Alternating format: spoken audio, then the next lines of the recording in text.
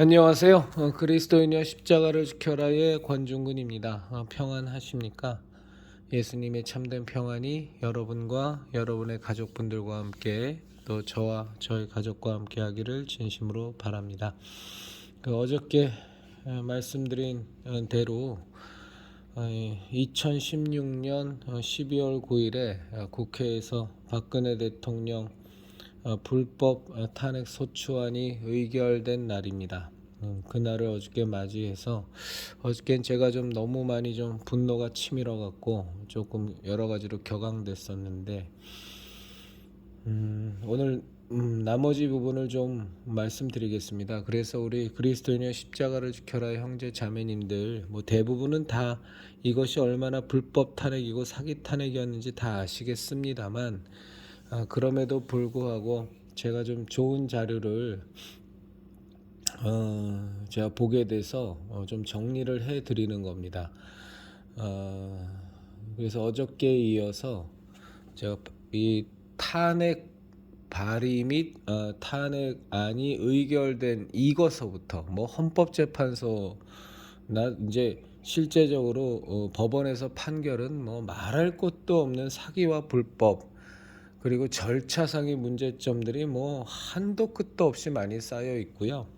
일단 국회에서 발의된 그리고 의결된 이 탄핵 소추안이 얼마나 불법적이고 얼마나 정치적인 모략에 의해서 된 것인지를 다시 한번 좀 정리를 해드리겠습니다. 우리나라의 대통령제의 원형이 미국에서의 대통령제이니까 물론 미국에서의 대통령 탄핵과 대한민국의 대통령 탄핵이 절차상으로나 과정에 있어서 동일해야 된다 이건 아니지만 그래도 탄핵이라는 것이 일반 소시민을 감옥에 가두거나 일반 소시민의 권리를 박탈할 때에도 신중에 신중을 기해야 함에도 불구하고 하물며 일국의 대통령 그것도 국민들의 압도적인 지지를 받아서 박근혜 대통령이 우리나라 역사상 유일하게 50%가 넘는 지지율을 받은 유일한 대통령이었거든요. 근데 이 대통령을 얼마나 불법적으로 한마디로 사람을 매장시켜버리고 그 자리에서 끌어냈는지 우리가 좀 알기 위해서 미국의 과정도 한번 제가 말씀드리겠습니다. 미국에서 이제 대통령 탄핵 절차가 진행된 사람 중에 가장 대표적인 게 닉슨 대통령인데요. 그 닉슨의 그 워터게이트 사건 다 아실 거예요. 이제 그걸로 말미암아서 이제 결국은 닉슨 대통령이 하야를 하게 되는데 탄핵까지 안 가고 하야를 하게 되는데 이제 그 내용을 말씀드리면 1968년에 닉슨 대통령이 선거에 당선돼서 대통령이 됩니다. 닉슨이요. 그리고 1972년 미국은 4년마다 한 번씩 뽑으니까요. 1972년 6월에 워터게이트 사건이 발생이 됩니다. 그럼에도 불구하고 닉슨은 동일한 해 1972년 11월에 대통령에 재선하게 됩니다. 재선에 성공한 그 닉슨은 1973년 그 워터게이트 사건이 재선하기 전에 이미 발생했기 때문에 이제 그 사건에 대한 조사가 시작이 됩니다. 그래서 당선된 1972년 다음 해인 1973년 2월부터 상원에 의해서 조사위원회가 활동이 개시가 됩니다. 그리고 1973년 5월에 아치볼트 콕스라는 특별검사가 임명이 됩니다.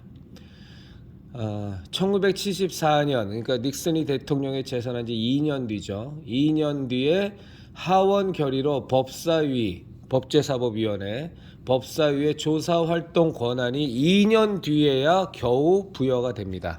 특별검사의 조사가 끝나고 수사죠. 검사니까 수사가 끝나고 그 다음에 대통령 재선된 2년 뒤에야 하원 결의로 법사위에서 조사 활동이 권한이 부여가 되고 그 다음에 1974년 7월에 법사위에서 5가지로 탄핵 사유가 있다라고 해서 이제 탄핵 과정을 표결을 합니다. 5가지의 탄핵 사유로. 그 5가지의 탄핵 사유 내에서 2가지는 인정이 안 되고 3가지 탄핵 사유가 표결에서 인정이 됩니다. 그래서 1974년 8월에 법사위 탄핵 권고안이 채택이 되고요. 그래서 하원에 보고자 하는 절차를 갖습니다. 법제사법위원회에서 하원에 이렇게 저렇게 3가지가 표결이 됐고 이 탄핵 권고안을 채택했으니까 하고 하원에게 보고를 합니다. 그리고 1974년 8월 10일 하원의 본회의에서 표결을 예정해 두고 있었는데 8월 10일에 닉슨이 하루 전날인 8월 9일에 대통령 사임을 발표하고 하야를 합니다. 그러니까 탄핵과 관련된 조사가 시작이 되고 2년간에 걸쳐서 특별검사, 하원의 조사 이런 과정을 거쳐서 탄핵안이 표결이 된 겁니다. 의결이 된 겁니다. 그것도 원래 제시했던 5가지 중에서 2가지는 무혐의고 3가지가 탄핵안으로 의결이 돼서 닉슨이 탄핵안이 표결되기 전날 이제 먼저 하야를 하는 거죠. 근데 우리나라의 박근혜 대통령 탄핵은 이런 모든 과정이 아무것도 없었습니다. 특별검사가 박영수 특검이 시작도 되기 전에 국회에서 이미 본회의에서 새누리당의 배신자 63명과 민주당과 정의당과 국민의당의 170몇 명이 합쳐서 230몇 명이 표결로 박근혜 대통령을 탄핵시켜 놓고 대통령의 권한을 정지시켜 놓은 뒤에 그 다음에 특검에 들어가는 아주 이상한 탄핵 절차가 진행이 됐습니까? 그러니까 아예 원천적으로 무효라는 겁니다. 그런데 더 웃긴 건 뭐냐면 국회에서 이렇게 박근혜 대통령에 대해서 탄핵을 의결하기 위해서 탄핵 소추를 하기 위한 결의서가 있는데 그 결의서에 우리가 이러이러한 내용이 있으니 박근혜 대통령을 탄핵해야 되겠다 한 내용이 21가지입니다. 그 21가지인데 첫 번째가 뭐냐면 최순실, 안종범, 정호성 아시죠? 문고리 3인방 최순실, 안종범, 정호성에 대한 공소장. 그러니까 이 사람들이 국정을 농단했다 해서 검사가 최순실과 안종범과 정호성을 기소한 내용이 박근혜 대통령 탄핵의 사유에 하나가 들어가는 겁니다. 이게 말이 됩니까?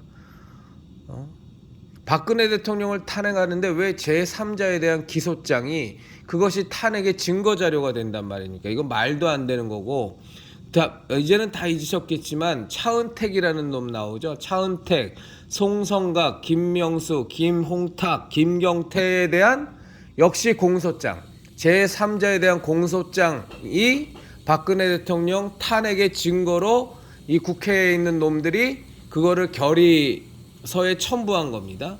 또 하나가 뭐냐면 2004년 5월에 노무현이가 왜 그 선거 중립 위반으로 해서 대통령 탄핵 절차에서 본회의에서 가결됐었지 않습니까? 그러니까 대통령 노무현이가 탄핵했었고 그거에 대해서 헌재가 기각한다라는 그 결정문이 또 하나의 첨부 자료입니다.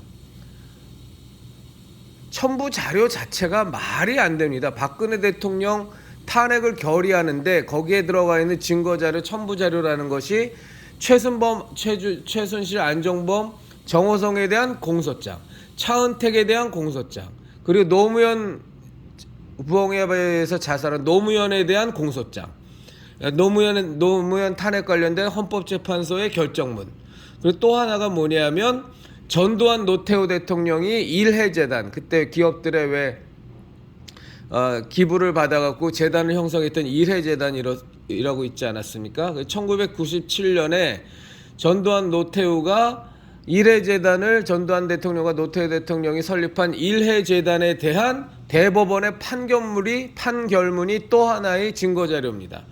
그리고 또 하나의 자료는 뭐냐면 2015년에 박근혜 대통령이 경제활성 법안 등에 대한 박근혜 대통령의 국회 시정연설이 또 하나의 첨부자료로 들어가고요. 그리고 2016년 최순실 사태 터지고 나서 박근혜 대통령이 최순실에 대해서 관리감독 제대로 하지 못한 부분에 대해서 국민께 송구스럽게 생각한다고 했던 대국민 담화문이 있습니다. 그럼에도 불구하고 우리는 절대 불법은 없었다. 이런 것은 하나의 해프닝과 실수에 불과한 것이다 하고 해명했던 것이 그 대국민 담화문이 또 하나의 증거자료로 첨부됩니다. 7번째가 뭐냐면 최순실, 김종덕, 김상률의 최순실이가 왜 그때 인사 개입했다. 청와대 들락날락거리면서 뭐 문체부 장관 임명하고 이런데 인사 개입했다라고 했던 내용과 관련된, 놀라지 마십시오, 신문 기사가 또 하나의 증거자료입니다. 이게 7번째고요. 그리고 더 웃긴 건 뭐냐면 이제부터 기도 안 찹니다. 8번째, 김종, 최순실, 장시호 이권 개입에 관련된 신문기사. 9번째, 유진용 문체부 장관 승마협회 조사 감사 관련된 인터뷰 기사. 10번째, 장시호 동계 스포츠 영재재산 예산 지원 관련된 기사. 11번째, 차은택 관련된 기사. 12번째, CJ 이미경 부회장 퇴진과 관련된 인터뷰 기사. 13번째, 정윤희 수사 축소 관련 고 김영한 전 민정수석의 기사. 14번째가 정윤의 국정농단 의혹 관련된 인터뷰 기사. 15번째, 정윤의 문건과 관련된 세계일보의 기사. 16번째, 박 대통령 각 그룹의 당면 현안 정리한 기사. 17번째, 국민연금 삼성물산 제일모직과 관련된 기사. 18번째, 홍완선 국민연금 기금 운영본부장과 관련된 기사. 19번째, 광복 70주년 특별 사명과 관련된 보도 자료. 20번째, SK와 롯데 면세점 관련된 기사. 21번째, K스포츠 재단 수사 정보 관련된 기사. 다 들으셨죠? 총 21개의 첨부 자료 중에 6개가요, 남과 관련된 기소장, 공소장이고, 그리고 박근혜 대통령하고 직접 관련된 건 국회에서 했던 시정연설, 그리고 대국민 담화문 밖에 없습니다. 심지어 전두환 대통령, 노태우 대통령에 대한 헌법 이례재단과 관련된 대법원 판결문 같은 게 증거자료로 있고요. 총 6가지를 제외하고 7번째서부터 21번째까지 총 15가지가 뭐냐면 기사입니다. 기사. 이거를 증거자료라고 해서 박근혜 대통령에 대한 탄핵안을 결의한 겁니다. 헌법과 법률을 위배한 때에만 탄핵을 할 수 있다고 되어 있는 엄연한 헌법상에 나와 있는 그 헌법 조항을 완전히 어기고 그저 기사에 근거한 게 15개입니다. 그리고 박근혜 대통령과 아무 상관없는 노무현이 헌법재판소 판결문, 전두환 대통령, 노태우 대통령에 대한 대법원 판결, 그리고 남은 최순실과 안종범 등에 대한 공소장, 이런 거를 증거자료라고 해서 박근혜 대통령을 탄핵했는데, 정말로 우리가 용납할 수 없는 건 이따위 탄핵에 김무성과 유승민의 주도로 63명이나 되는 새누리당에 박근혜 대통령 때문에 국회의원 자리에 선거의 여왕이라고 박근혜 대통령이 불렸잖아요. 박근혜 대통령 때문에 정말로 선거에 당했을 때 국회의원 이 배신자 놈들이 63명이나 박근혜 대통령을 배신하고 민주당하고 짜고 박근혜 대통령을 탄핵 결의한 겁니다. 이런 놈들이 지금의 국힘당에 지금도 그대로 살아있어서 탄핵소추위원장 했던 권성동이 헌법재판소에서 찔찔 울면서 박근혜 대통령 탄핵해달라고 징징 울던 이 개자식이 지금도 국힘당에서 실세 정치인 노릇을 하고 앉아있고, 유승민이가 내년 2월에 당대표 나온다고 지금 하고 있고, 지난번 대통령 경선에도 나왔고, 나경원이도 박근혜 대통령 배신 때리고 찬성 투표 던졌고, 김성태, 이제는 보이지 않지만 그때 김성태도 그랬고, 지금 원내대표하는 정진석이가 박근혜 대통령 탄핵의 주역이었고, 장제원이도 박근혜 대통령 탄핵해야 된다고 생 난리를 치던 놈이고, 이런 놈들이 지금 국힘당에서 장악하고 있는 겁니다.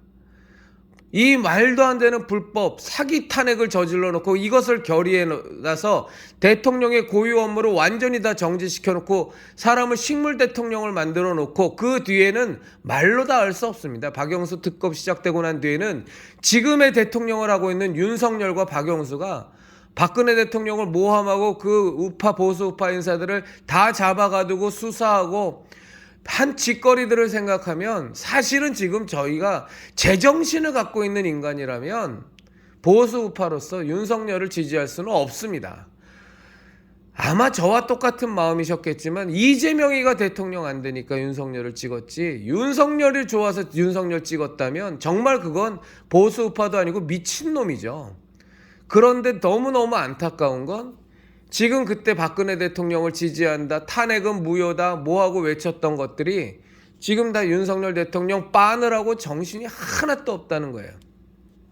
자, 윤석열을 지지하지 말자라는 얘기가 아닙니다. 제가 지금 드리고 싶은 말씀 뭐냐면, 정확한 현실을 잊지 말고 그때 윤석열이가 뭘 했었는지, 장제원이가 뭘 했었는지, 정진석이가 뭘 했었는지, 권성동이가 뭘 했었는지, 나경원이가 뭘 했었는지, 그리고 황교안이란 그때 국무총리는 도대체 대통령이 저 따위 불법 탄핵을 당하고 있을 때 왜 아무것도 안 하고 침묵하고 있었는지, 그리고 대통령 권한대행이 되고 나서도 특별검사 기간 연장하는 거를 막은 것 빼고는 왜 아무것도 안 하고 허수아비처럼 박근혜 대통령이 저 참혹한 일을 당할 때 뒷짐 짓고 가만히 있으면서 대통령 권한대행이나 헤쳐먹으면서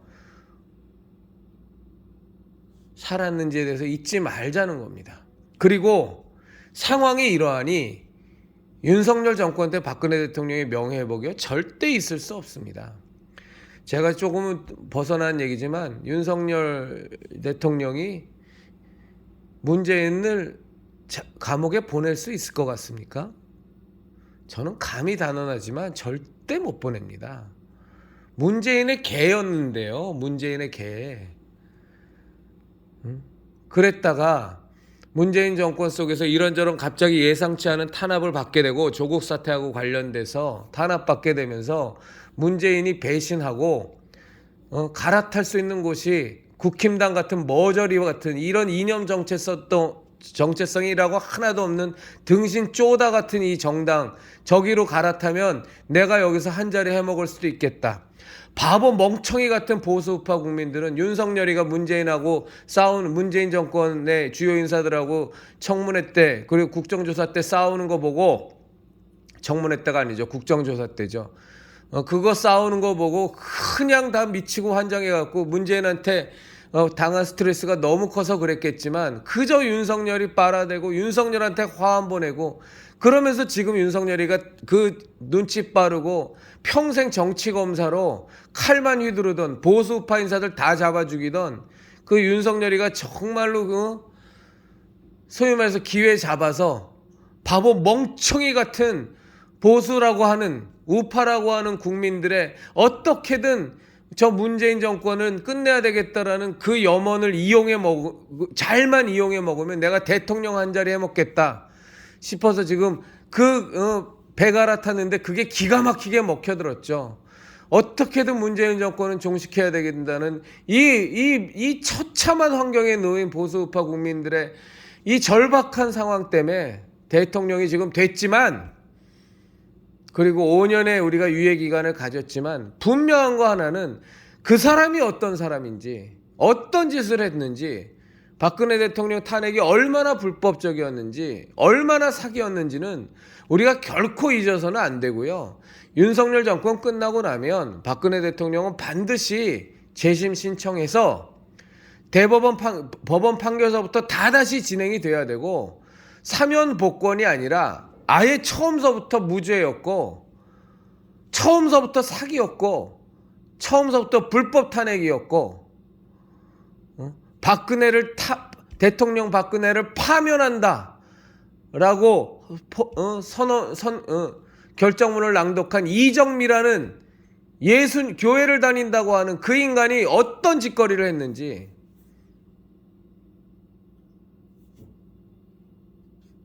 참 힘든 게 뭔지 아십니까? 차별금지법 반대한다고 얼마나 저희들 예수 믿는 사람들이 죽어라 정말로 차별금지법 반대한다고 지금 투쟁해 와서 올 한 해 겨우 막아낼 수 있을 것 같습니다. 그 차별금지법 반대하는 진영에 그러니까 우리와 함께하는 사람 중에 안창호 전 헌법재판관이 있습니다. 안창호 전 헌법재판관이.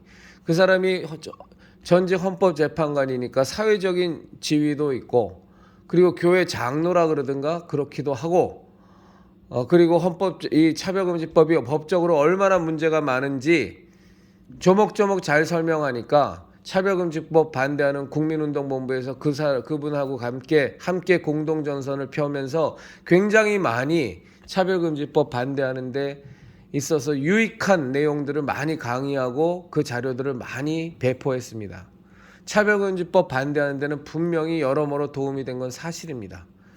그런데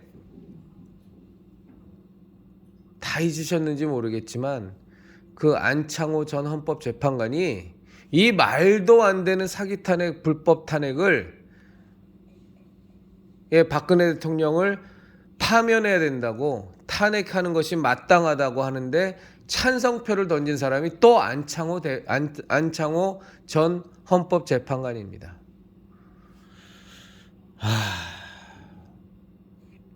제가 이 부분에 대해서는 또 별도의 주제로 영상을 찍도록 하겠습니다. 여기 한 가지만 더 말씀드리고 이제 정리하도록 하겠습니다. 박근혜 대통령 이제 탄핵 결의안이 국회에서 결의되고 나니까 21가지의 증거 자료라고 그 탄핵 소추 의견서를 냈는데 그 21가지를 놓고 이제 헌법재판소에서 이제 소위 말해서 재판을 하는데, 이 21가지 내용 자체가 다 신문 기사고 말이 안 되는 거예요. 이거 갖고서는 도저히 헌법재판소에서 심판을 할 수가 없는 겁니까? 요건에 해당이 안 됩니다. 그러면 어떻게 해야 되죠? 당연히 탄핵소추와 탄핵과 관련된 심판을 요청한 것이 잘못되었고 요건을 갖추고 있지 못하다고 각하시켜버려야 됩니다. 각하. 그런데 그 각하를 안 시키고 그때 주심 재판관이었던 강일원이라는 주심이 어떻게 하냐면 이렇게 해가지고는 이 21가지 갖고서는 이거는 탄핵 심판을 청구할 요건 자체가 되지가 않으니까 이렇게 하지 말고 요렇게 정리하세요 해서 5가지 유형으로 박근혜 대통령을 탄핵하는 그 탄핵 요청을 요렇게 작성하세요 하고서 5가지의 유형으로 정리를 해서 줍니다. 그게 2016년 12월 22일입니다. 무슨 말씀인지 아시죠? 재판관이 왜 탄핵 심판을 요청한 그 국회의원들의 그 요청 내용이 잘못됐으면 이건 내용이 잘못됐네요 하고 각하해버리면 되는 거지, 왜 그거를 옆에서 과외 선생이 지도하듯이 요렇게 정리해서 다시 요청하세요 라고 왜 재판관이 그걸 지도를 해줍니까? 이런 작태가 벌어진 겁니다. 무슨 말씀이냐면 처음서부터 국회와 헌법재판소와 유관된 언론사들과 이 모든 것들이 다 짜고서 협잡해서 박근혜 대통령을 끌어내리고 국정을 마비시키고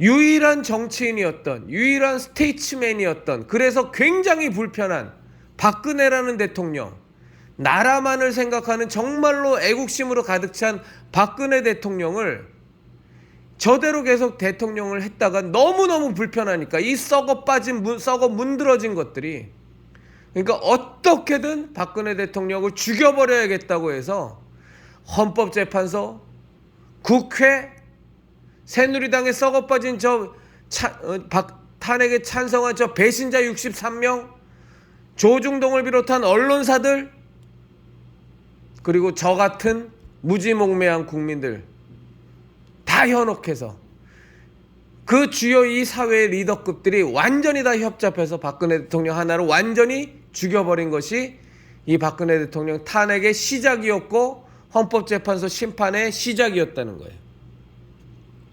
그래서 2017년 1월 5일 날 강일원 주심, 헌법재판소 강일원 주심이 다시 소추 사유를, 박근혜 대통령 탄핵을 소추하는 사유를 변경하라고 아예 요구를 합니다. 1월 5일 날. 그냥 각하시켜야 될 거를 요건을 갖추지 못했으니까 각하시키지 않고 그거를 계속 이어가서 박근혜 대통령 탄핵시키려고 소추 사유 내용을 변경하라고 요구하고요.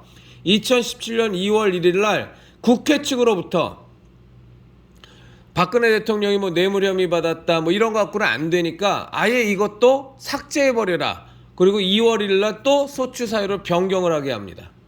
이런 짓거리를 해서 그래서 국회에서 다시 소추 사유서를 헌법재판소에다 낼 때에는 처음에 박근혜 대통령을 탄핵 소추해야 되겠다, 탄핵 의결해야 되겠다고 했던 21가지, 그 중에서 15가지가 신문 기사 보도 자료였던 말도 안 되는 사유였지만 그거 자체가 완전히 다 바뀐 완전히 새로운 탄핵 소추 의결서, 탄핵 소추 발의서가 헌법재판소에 의견서가 다시 제출됩니다. 여러분이나 저나 상식적으로 생각해 보시면 박근혜 대통령이 21가지의 이러이러한 내용으로 국회에서는 탄핵을 의결했다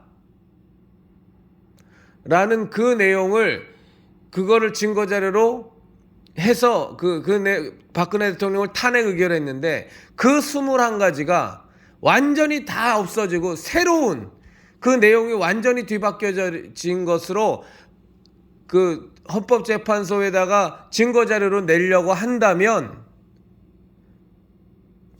그 뒤의 절차는 어떻게 돼야 되죠? 박근혜 대통령을 탄핵 의결한 내용 자체가 완전히 그 증거자료가 다 바뀌었는데 그러면 마땅히 그 탄핵 의결된 거는 무효가 되는 거고 처음서부터 다시 그 증거자료를 갖고 다른 내용을 갖고 다시 탄핵을 의결해야 되는 거 아닌가요? 박근혜 대통령은 원래 대통령직으로 원상 복귀를 해야 되는 것이고 근데 전혀 그 절차가 없이 내용은 탄핵 의결의 내용은 완전히 바뀌었는데도 불구하고 헌법재판소가 오히려 가이드까지 제공하고 지침서까지 주고 이렇게 해서 다시 증거자료를 내세요 하고 아예 안내까지 해주고 그리고 헌법재판의 심판은 계속 속개하고 급기야는 박근혜 대통령을 파면하는 짓거리까지 이르게 되는 겁니다. 그 뒤에 지루한 법원에서의 공방은 말로 할 수 없는 거짓 세산들이 아주 켜켜이 쌓여있는 기가 막힌 희대의 사기극이기 때문에 그건 지금 이 시간에는 말씀을 못 드리겠고요. 우리 형제 자매님들에게 제가 오늘도 또 격앙이 됐습니다만 전 정말로 그렇게 생각합니다.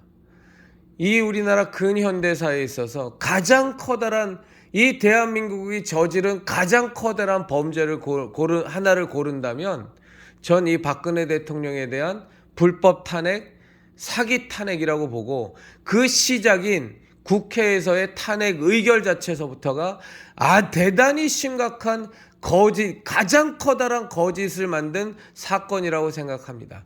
이것을 우리가 제대로 진상을 파악해서 박근혜 대통령이 이미 사면복권돼서 나오신 상태니까 다시 재심 청구해서 아예 이것은 사면복권의 대상이 아니라 처음서부터 사기였고 불법이었고 절차상으로나 모든 것에 있어서 잘못된 것이었다라는 것을 명명백백히 밝히고 완벽한 무죄라는 것이 다시 판결이 나서 사면복권이 아닌 그렇다고 뭐 지금 이제 와서 대통령직으로 원상복귀는 할 수 없겠지만 그거는 정말로 어려운 일이겠지만 하나 분명한 것은 박근혜 대통령은 무죄였고 국회의원들의 협잡에 의해서 사기 탄핵당했고 불법 탄핵당했으며 그것이 불법으로 결의되었으며 헌법재판소에서 저 말도 안 되는 헌법재판관 8명에 의해서 그들의 공조와 그들의 협조로 그들의 동조로 박근혜 대통령은 완전히 불법으로 탄핵 결정이 나왔다라는 것을 우리가 백백기 밝히지 않는다면 정말로 이 대한민국은 절대로 진실을, 정직을 회복할 수 있는 나라가 될 수가 없습니다.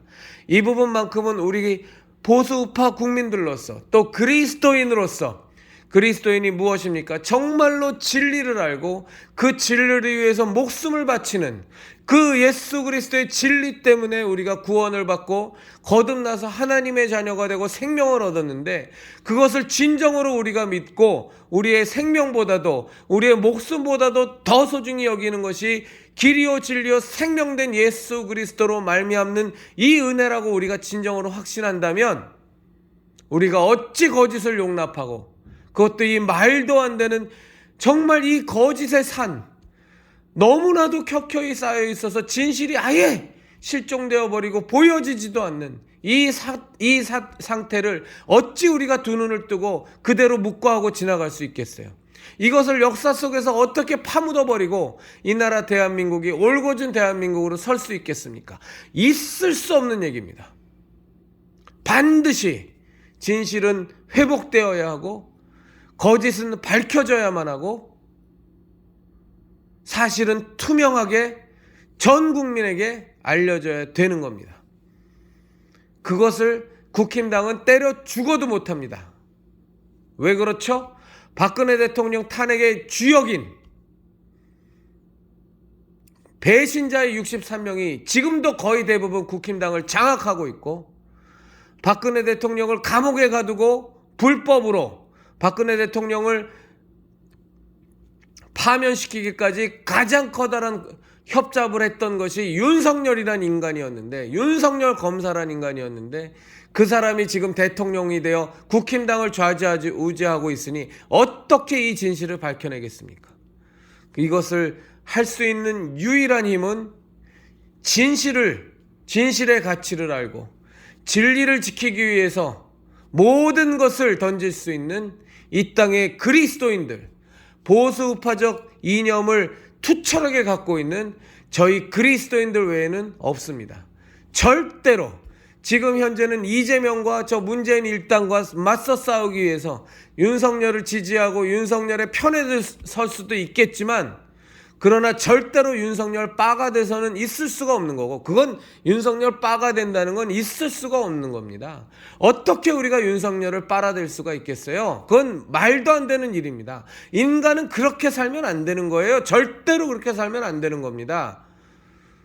어쩔 수 없어서 그에게 나의 투표권을 줄 수도 있고, 그를 대통령을 만들어야 되는 비참한 상황에 우리가 놓였었으니까, 이재명을 대통령 되면 안 되니까 어쩔 수 없이 그 길을 선택했던 사람들이 대부분이고, 저도 엄청나게 고민하다가 결국은 윤석열에게 제 한 표를 던진 사람이지만, 그러나 우리가 윤석열을 추종할 수는 없는 노릇이고, 우리가 국힘당을 용서할 수는 없는 노릇이고, 저 배신의 정당, 저 배신자 63명의 국회의원을 그들이 진정으로 회개하고 반성하고 국민 앞에 통렬하게 사과하기 전에는 절대로 저들을 용서할 수 없는 겁니다.